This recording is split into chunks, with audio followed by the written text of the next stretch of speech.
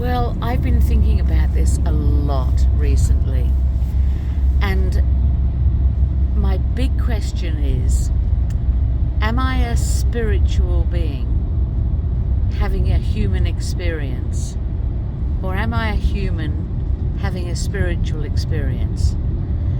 And I think a lot about the experiences that I've had where I have truly felt myself as a spirit, only a spirit. Okay. And in that moment I realise I exist outside my body. Okay. And I exist sort of in a sense outside space and time, the things I can touch and smell and think. And I'm so curious Great. to know what I am and who not who I am, not so much at a human level, but what I am and what this life is and what all of these questions of what does it mean to be alive.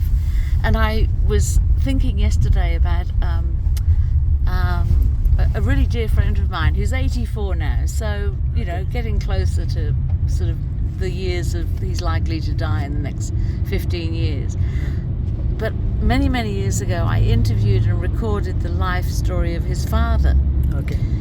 who I met when he was in his 90s, and he was living in a nursing home. He wasn't unwell, but he was just very old and frail, and so he lived there and was looked after there.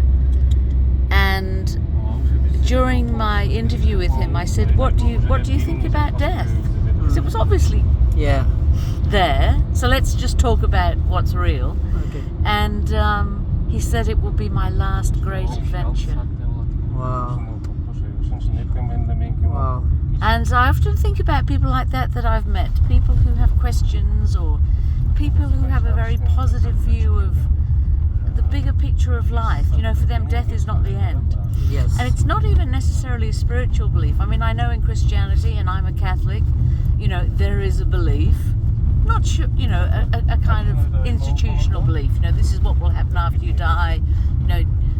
Jesus, there is a house, there's a mansion with many rooms, and Jesus will be. I mean, I don't know. Okay. It doesn't bother me whether it's true or not. Okay.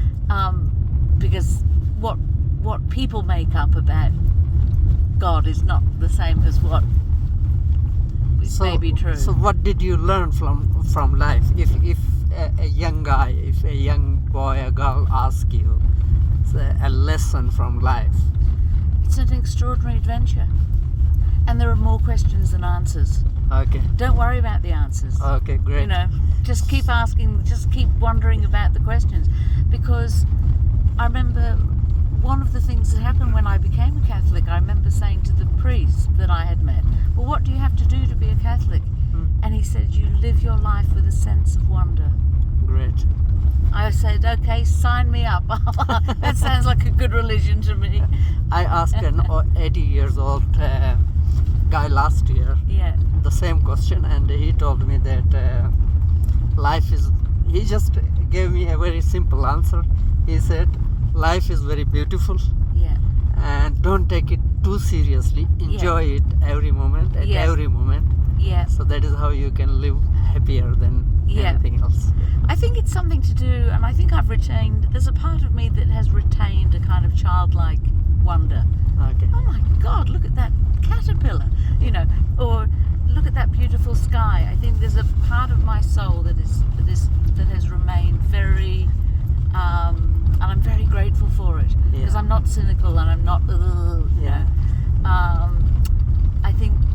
I can be like that, but I still think there's this part of me that just is still shocked by a beautiful sunset, Yeah. or a lovely leaf, or just the simple pleasures and wonders of life. And some people say living in the present is the best thing. So And that's what is your take on that?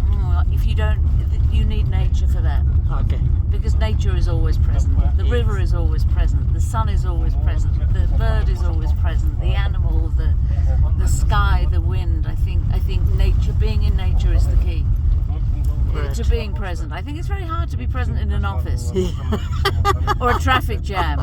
You've got to get out there. You've got to. The man-made world is very. Kind of It's a bit difficult. soulless. It's a bit soulless. Yeah. Nature is always here. Yeah. and always growing or living or dying or something. It's nature is everything. Yeah. Thank you so everything. much. Yeah, yeah. Thank you.